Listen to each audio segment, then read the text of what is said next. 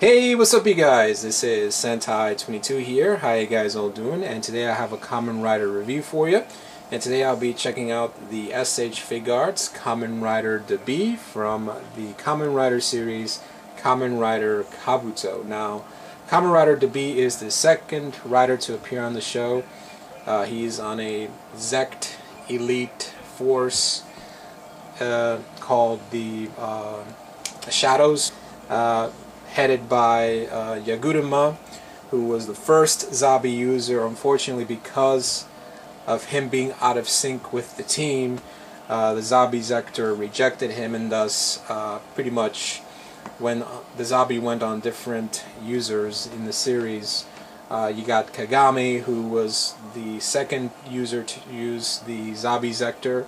Unfortunately, because he was so in love with Tendo, he decided to skip it. Thankfully, he gets his own Zector, Kamen Rider Gatak, which I already reviewed. And of course, pretty much the main user of the series is Kageyama, who is a total brat and, you know, an ignorant jerk. He doesn't really care about others. Yet, the TheBee Zector didn't reject him, although until the last few episodes of the series.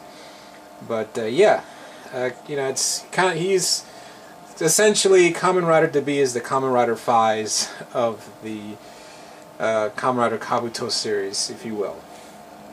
So yeah, really like the design of Kamen Rider TheBee. It just looks really, really nice.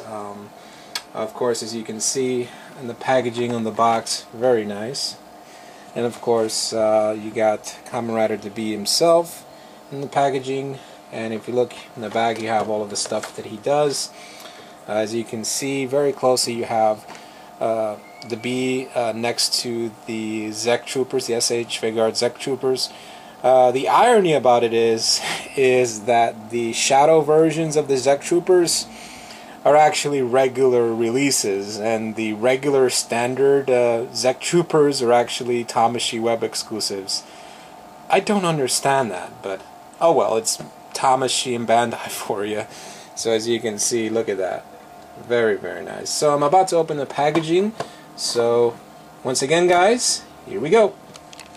Okay, now I just opened it up, and here it is. Kamen Rider TheBee in the flesh. As you can see very closely at the detail on the helmet. Very nice. You can see the compound eyes right in there. Very nice. As well as the little rubies on top of the head there. I don't know if I can give you guys a closer shot of it. Very nice, as well as the TheBee Zector. Look here as well. You can see the Zect logo there on the buckler. Very nice. Now, for those of you who are wondering, yes, he does have clock out pads. It's just that it's kind of like a slide feature. It's not like a button or anything like that. So, just to let you know, as you've probably seen in the show. Very nice in the back here as well. Very, very nice. Very, very cool. Now, in terms of accessories, fortunately, they are very limited. You only get 2 open hands and a TheBee Zector folded down with the wings. As you've probably seen it, once they've finished battling, it flies away.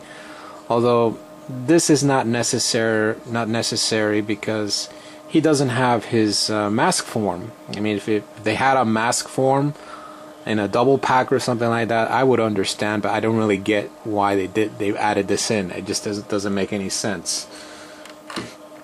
So, anyway, all in all, it's a really, really great Kamen Rider SH Figuarts. And I'm going to tell you the downsides, of course, as I already mentioned. The lack of hand accessories as well. If you probably noticed, as I mentioned in the last review of the White Ranger, sorry, the White Ranger SH Figuarts review, these things, there's no hinges on the vest of the TheBee suit. As you can see, it may not be a problem, but there are some instances in the show where he does a rider sting, yes, rider sting, where he jumps up and he does kind of like this kind of punch in the air type thing. Unfortunately, can't do that because the vest is just molded it in. I wish it was something similar to what they did with the White Ranger, but unfortunately you can't do that. It's very limited on the arms up here. I wish they would have added some hinges on here so you can actually do some really awesome poses.